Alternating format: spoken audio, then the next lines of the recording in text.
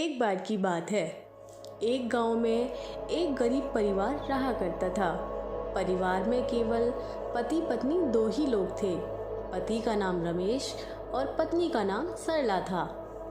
सरला और रमेश एक किराए के मकान में रहा करते थे।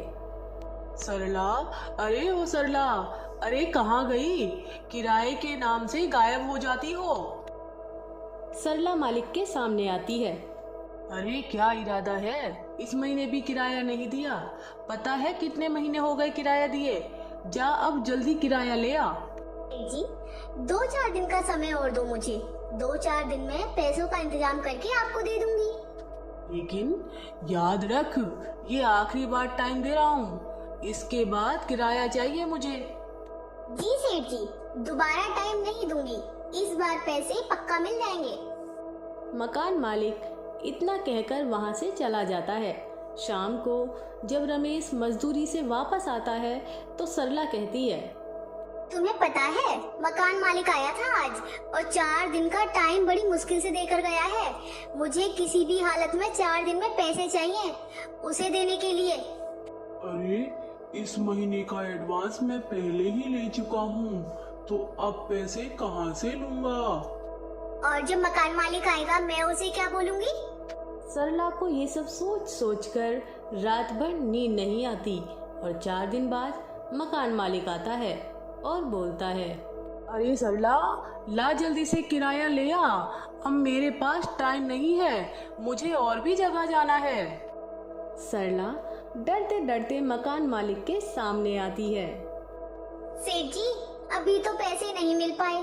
आप मुझे कुछ और दिन का टाइम दे दो।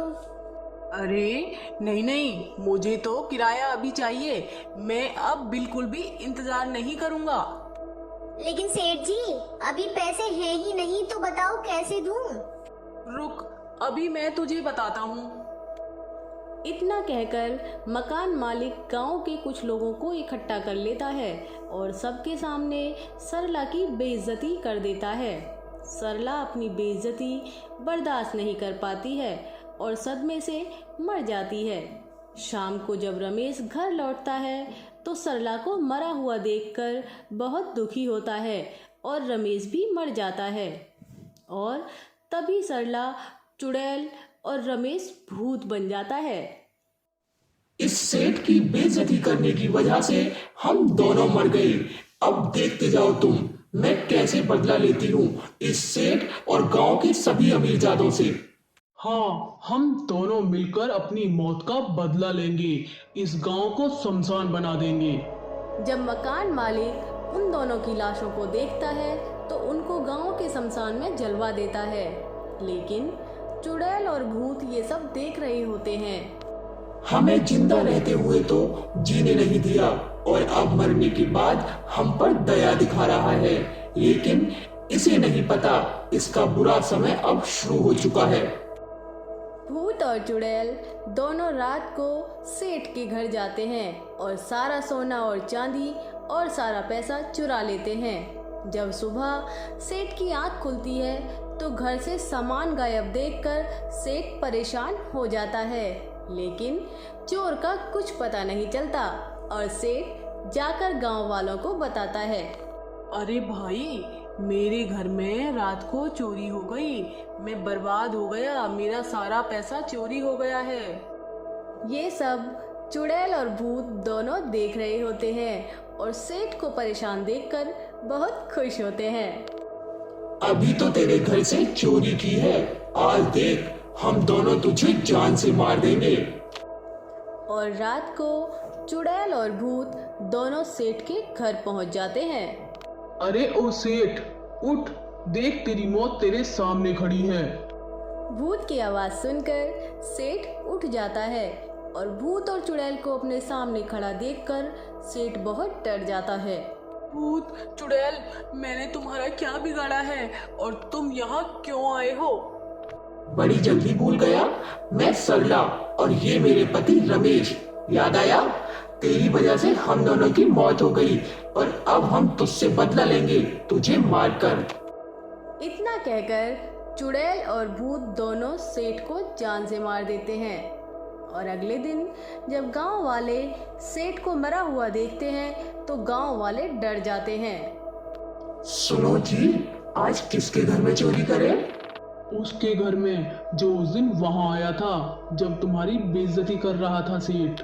रात को चुड़ैल और भूत दोनों उसके घर पहुंच जाते हैं और सारा पैसा, सोना चांदी सब चुरा लेते हैं और उस आदमी को भी जान से मार देते हैं। ये सब देखकर गांव का सरपंच पुजारी जी के पास जाता है और पुजारी जी को सारी बात बताता है।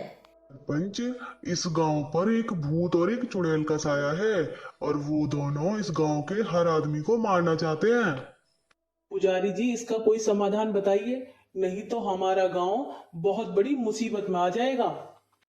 पुजारी अपनी शक्तियों से भूत और चुड़ैल को अपने पास बुला लेता है। क्यों रे पुजारी, हमें यहाँ क्यों बुलाया है? तुम दोनों गांव में चोरी क्यों कर रहे हो और लोगों को क्यों मार रहे हो? इन अमीरजादों की वजह से हम दोनों को मरना पड़ा। ये सभी सेठ के साथ खड़े होकर मेरी पत्नी की बेइज्जती देखते रहे और कुछ नहीं बोले, और अब हम दोनों इन सब को खत्म करके अपनी मौत का बदला लेंगे।